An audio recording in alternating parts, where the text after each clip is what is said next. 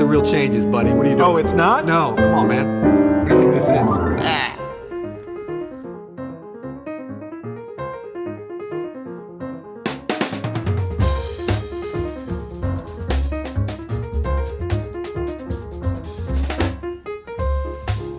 I'm Adam Maness. And I'm Peter Martin. And you're listening to the You'll Hear It podcast. Daily jazz advice coming at you. Coming at you again from the Steinway O here at You'll Hear It Studios here in Midtown St. Louis, Missouri. I love these little Steinway seated days, man. These are fun. I mean, These we're are out of the fun. pod cave.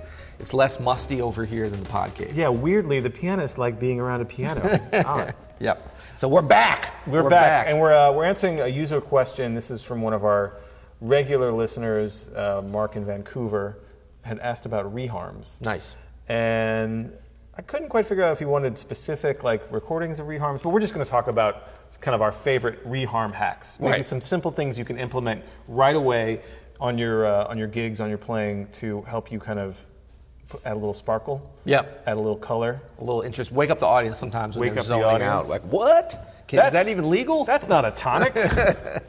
That's a gin and tonic. What's going on? So Sorry. No, I was just thinking, should we say what reharm is? We're making an assumption. We are making a huge assumption. So when we say reharm, we're talking about reharmonization. We're talking about taking sort of agreed upon chord changes under a melody.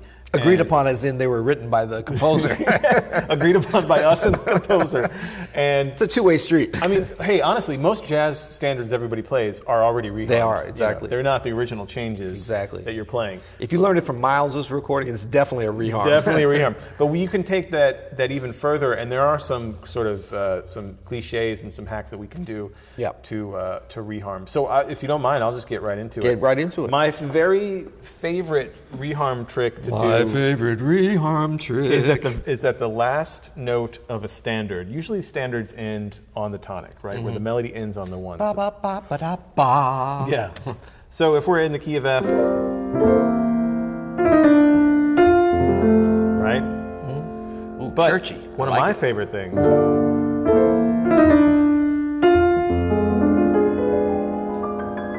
is to end on a diminished and then resolve. And that's, or you can stay on the diminished, heck, you know.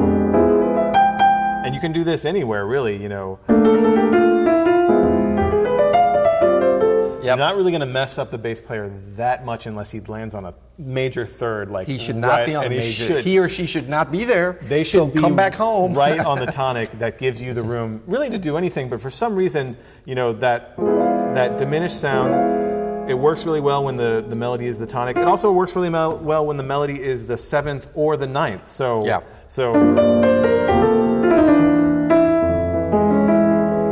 I love it there. And you have that kind of E over F sound. It works over if it's the 9th. Gives a little mystery. Would you say a little mystery, a little question mark? That's what the diminished is all about, man. Yeah, man. A little mysterious. And I like because you're doing, you know, you really highlighted that even when you ended on the tonic, the 9th and the major 7th.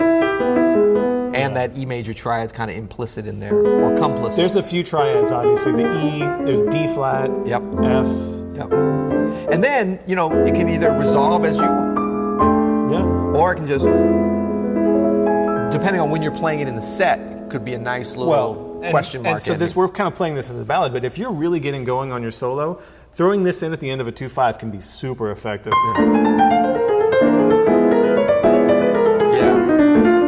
You know what I mean? Like it can go just adds this mystery. So what do you got for number 2? And it can also, it can also just be like just really, even without the comping in the left hand, you're just sliding in and out. Just a little slide on that beat 1 to kind of like trick everybody. I love it. I like it. Okay, so I think for the one I'd like to go with now is more of like a concept of how to reharm, and this can go in a lot of different ways. And that is where we're really listening. Number 1, listen. And so, and depending on where we are in the arrangement, and I'm going to kind of assume that I'm, you know, well into the arrangement now. And I'm getting to the first point where I'm kind of not necessarily tired of the correct changes, but the arrangement, the moment, the gigs, something about the moment through really intense listening and being in the moment and being present makes it feel like it's time for a little bit of a harmonic surprise. Yeah. Right. So that's so as much as it's important what you're going to do reharm, this concept's based more upon the moment of when you're going to do it. It's very important. Very let's important. assume that here and maybe I say here, now I want to go to something different. So I know I've got the regular chord is 2-5 to G minor. Of course, this is Autumn Leaves. Yeah. And so it would be A half diminished normally, and the melody's on the C. But what we're going to do is think about that C as being all the different possibilities of what could go there. Yep. Okay? And so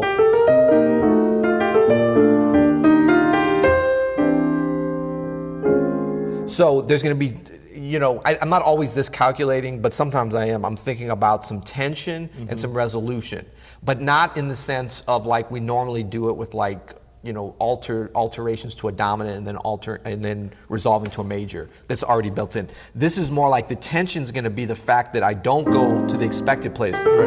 You're going outside of where...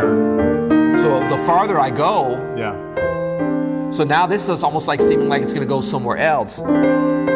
So the resolution is a further place away. Yeah. Now, the tricky part about this, you have to be always sort of a step ahead in it's like playing chess. The better players already are thinking some steps ahead. So you're hearing to where you're going to go because you eventually do want to bring it back home, I think. Yeah, you have to think about where that resolution is going to happen and kind of plan your day around it.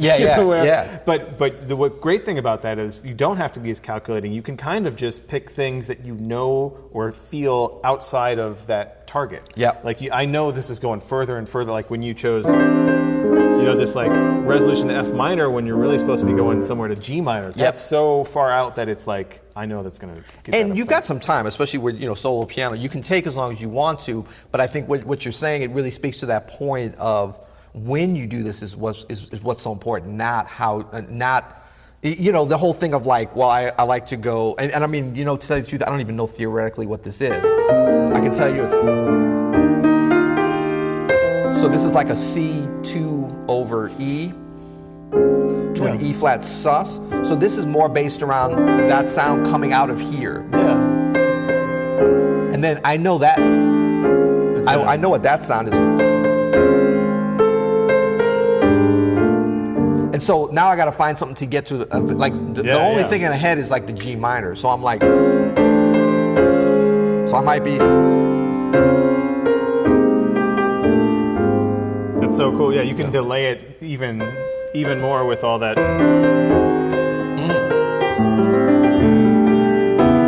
Like until you want to land. Finally on there. That could be at the very last second. Yeah, exactly. Yeah. And I think that's where really having an understanding, really knowing the tune, really knowing the form, knowing the architecture of it, that keeps you from having to think about, wait, how many bars till I need to catch up? Like, because you know the melody. And look, the thing about this tune, if you know this tune, you know that where harmonically, form, and melodically you have room to really stretch out with some reharms. Where, I mean, look, you could do the whole thing, and sometimes that's cool, but if you can pick these spots, it's so much more dramatic. So you got to really know the tune. And the whole thing with this, there's a lot of breaks in the melody, but they're not like the melody's holding,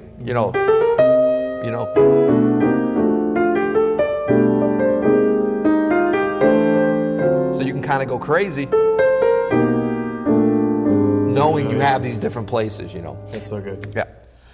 So another kind of hack that I think is pretty commonly done for reharmonization. This is based around the third, and there's two different ones. There's one for a minor third, there's one for a major third, but you've heard this sound a million times. So let's say we're on All the Things You Are. This is based around the minor third. Yeah. And it's really simple. You just turn a minor third into a major third by changing the root. And you can resolve that back up, or you can start.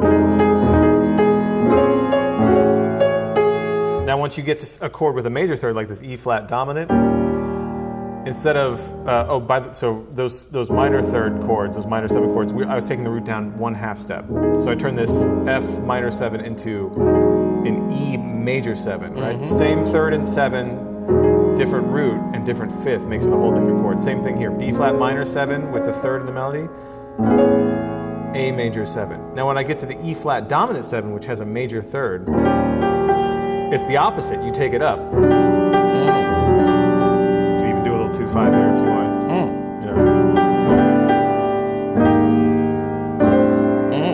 Yeah, man. Just a little hack. It's nothing, you know, it's again, like everything we were just talking about, context matters. Yeah. But this is something that I use all the time. You know, Yeah. If I'm going to take something out, I know it's farther out than the diatonic chord, and I know it sounds slick. Sounds killing. Yeah. All right, good. All right, we got time for one more? Mm-hmm. Okay. So this is one that I like to do. It's another kind of more of a conceptual one, but it's where we really think about the reharmonization coming from some alteration to the root movement. So I'll go back to so that's sort of the typical root movement, of course. So now we're going to think about somewhere that we want to change. We're going to change the root movement, okay? Yep. But we want to think about creating a melody with the root movement. Okay, we're not worried about what the harmony is at all. So that's going to give us some more flexibility and more focus. So we might go.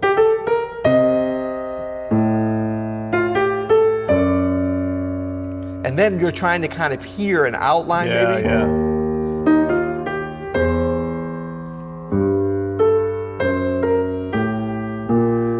So if I went back, and I've kind of already forgotten this, and that wasn't the most successul one, but this is part of the fun, is like how you're going to fix it. Yeah.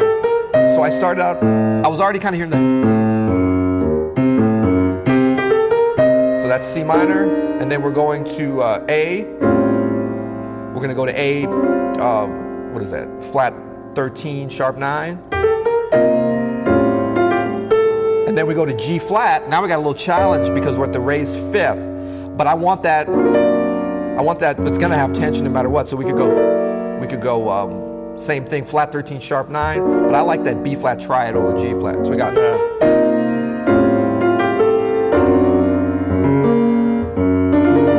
And then what did I go down to? A flat? I think so. I mean E flat. E flat, yeah. And the cool thing about that is that's the chord that's actually supposed to be at. Right. And then I went up to here, C over E, kind of stealing from my thing before, and then maybe F minor.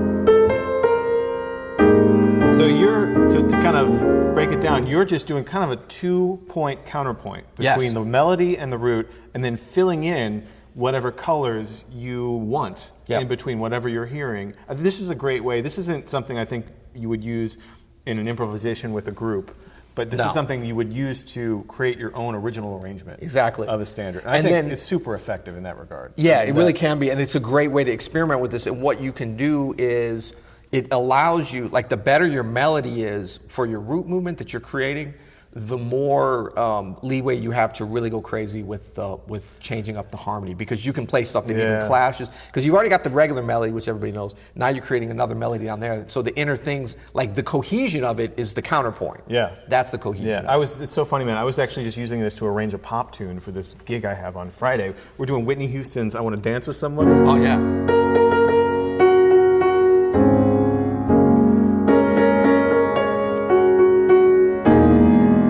So just taking just one little,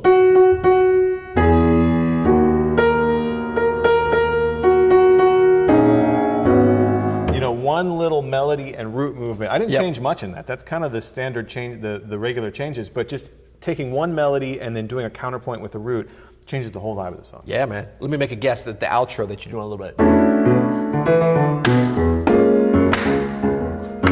Well, thanks for listening today, folks. The You'll Hear It podcast. Go to you'llhearit.com to leave us a suggestion for an episode, to stay in touch with our newsletter. I like this, man. Live outro music. Until next time. You'll hear it.